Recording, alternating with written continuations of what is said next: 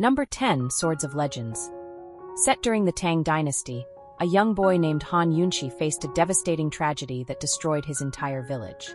He was saved by the sword deity Zhen, who renamed him Bailey Tusu.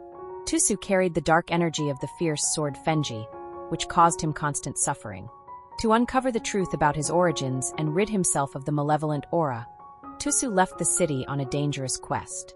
Along the way, he encountered like-minded friends, including Feng Qingxue, who was searching for her long-lost brother, and Xiang Ling, a fox who had transformed into a human. With their companionship, Tusu gradually opened his heart and fell in love with Feng Qingxue. Ultimately, he uncovered the truth behind the disaster and, seeking revenge for his people and to protect all living beings, chose to unleash the sword's seal and confront the evil. Number 9. Go Princess Go. Zhang Peng, a carefree playboy, accidentally falls into water and unexpectedly time travels to become Zhang Pengpeng, the crown princess of the southern Xia dynasty. Initially resistant to this new identity, he soon realizes that being the crown princess is a challenging role. He must navigate the complex relationships within the imperial court and deal with the cold crown prince, Sheng. However, using his modern mindset and free-spirited nature, Zhang Pengpeng flourishes in the ancient court. His relationship with the crown prince evolves from mutual disdain to budding affection. After enduring various struggles and emotional entanglements, Zhang ultimately falls deeply in love with Sheng, and they decide to abandon everything to retreat to the mountains together. Number 8. Nirvana and Fire 2. In the Liang dynasty's imperial court, new challenges arise. The northern frontier is defended by the formidable Changlin army, led by Xiao Tingsheng and his eldest son, Xiao Pingzhang. During a military campaign, Grand Secretary Sun Baishui cuts off supplies to the front lines, resulting in severe injuries for Pingzhang. His younger brother, Xiao Pingjing, leaves Langya Hall to visit him. When foreign invaders attack, Pingzhang sacrifices himself to protect the nation, leaving Pingjing to uphold the Changlin legacy. In the martial arts realm, Pingjing unexpectedly masters exceptional fighting skills. Meanwhile, in the imperial court, sinister schemes aim to undermine the Changlin's power. Faced with the weight of national duty and his own fate, how will Xiao Pingjing manage to turn the tide, protect the Liang dynasty's territory, and continue the loyal and righteous legacy of the Changlin family? Number 7. Princess Agents. During the northern and southern dynasties, the Western Wei enslaved many civilians.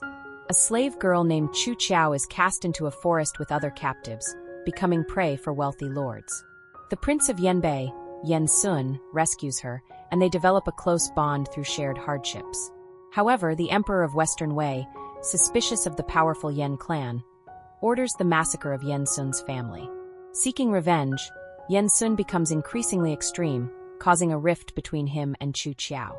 Yuan Yu, in contrast, offered careful support to help Chu Qiao develop, and over time, he fell in love with her. Ultimately, when Yan Sun attempted to frame Yuan Yu at the ice lake, Chu Qiao jumped into the lake with him to save him. Number 6. Beauty's Rival in Palace.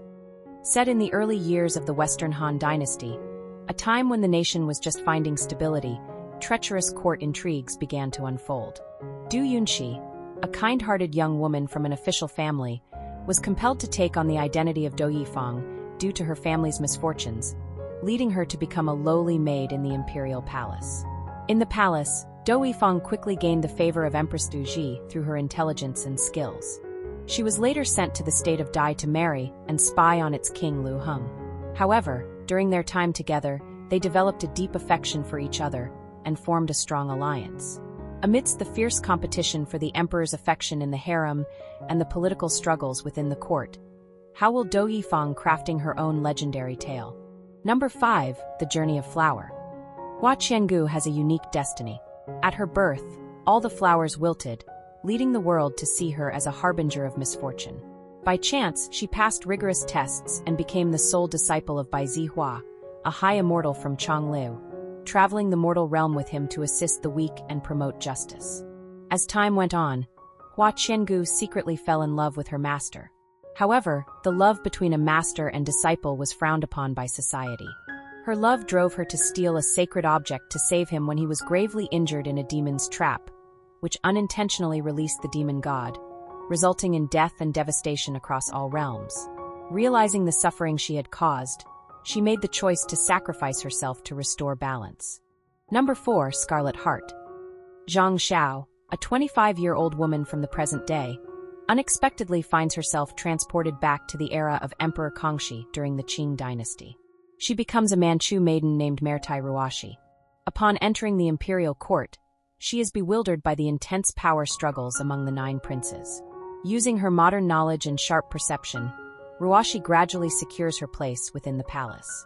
As she interacts with the princes, she becomes entangled in complicated romantic relationships with the 8th Prince Yinxi and later the 4th Prince Yinzhen, who eventually ascends to the throne as Emperor Yunxi.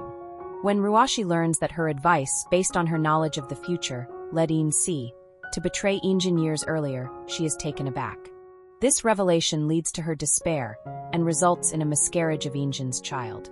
Fearing Yinzhen's retribution against his brothers, she confesses the truth to him, which leaves Yinzhen shocked and causes him to distance himself from her.